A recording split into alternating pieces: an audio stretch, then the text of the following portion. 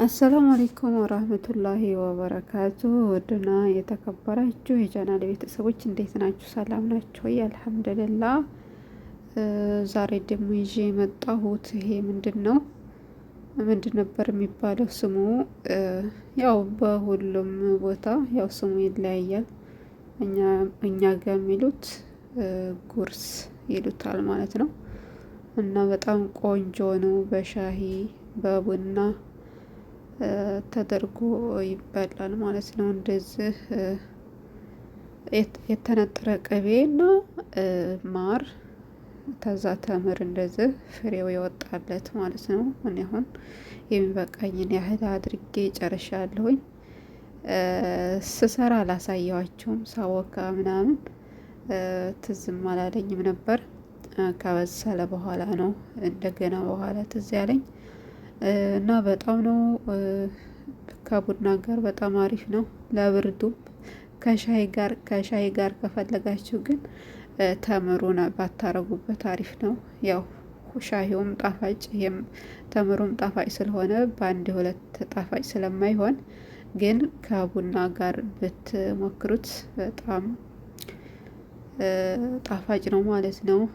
ጥሩ ቴስት ነው ያለው እና ሰርታችሁ ሞክሩት። ስምስም እንዲሁም ጥቁር አዝሙድ እንደዚህ ከነሰነሳችሁ በኋላ እጃችሁን ውሃ ነከር አድርጋችሁ በኋላ ስትቆርሱ እንዳይረግፍ ማለት ነው።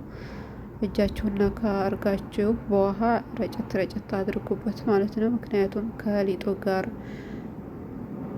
እንትን እንዲጣበቅ በኋላ ስትቆርሱት ስምስሙና ሀባው በረካ እንዳይረግፍ ማለት ነው። እና ከቡና ጋር ከሻይ ጋር በጣም ነው የሚጥመው። እኔ የተጠቀምኩት ጥቁሩን ዱቄት ነው። ጥቁሩን ዱቄት ብትጠቀሙት የበለጠ አሪፍ ነው ለጤናችንም ማለት ነው። ያው ነጩ እንደምታውቁት ያው እኛ ሀበሾች ነጩን እንወዳለን። በእርግጥ ግን ጥቁሩን ብታረጉት አሪፍ ነው።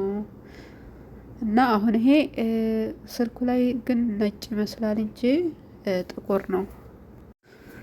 ካሜራው ላይ ነው ነጭ የመሰለው ዱቄቱ ማለት ነው እንጂ የጥቁር ዱቄት ነው አርጌ ነው የጋገርኩት ማለት ነው።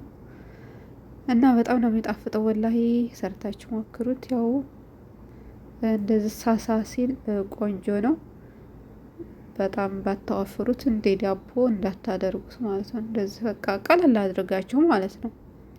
እኔ አሁን እንቁላል ከፈለጋችሁ እንቁላል ማድረግ ትችላላችሁ። እኔ ግን እንቁላል አልተጠቀምኩም። ወተትና ትንሽ የቤኪንግ ፓውደር፣ ትንሽ የካሜራ ጨውና ዘይት በቃ እንደዚህ አድርጌን። ወተትም ከፈለጋችሁ አለማድረግ ትችላላችሁ። በቃ ምንድነው የቤት አረቦቹ እቅቲሳዲ ያለ የሚባለው ባለው ነገር መስራት የሚቻል ነው ማለት ነው። ከወደዳችሁት ላይክ እና ሼር፣ ሰብስክራይብ አድርጉ። ቻው።